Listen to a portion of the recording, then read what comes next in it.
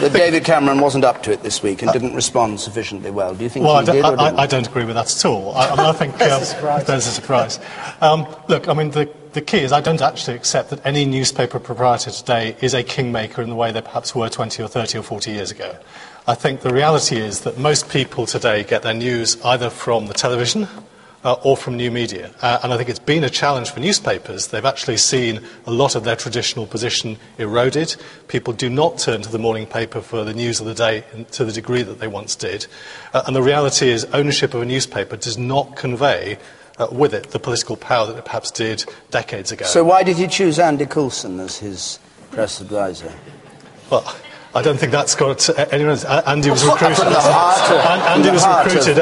Andy was recruited as a media advisor, a media expert. From the heart of News International.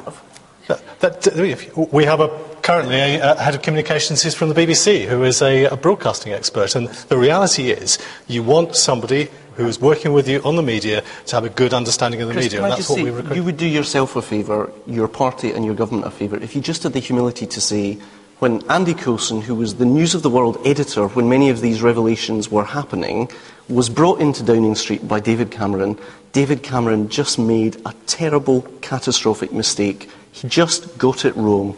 Shirley Williams.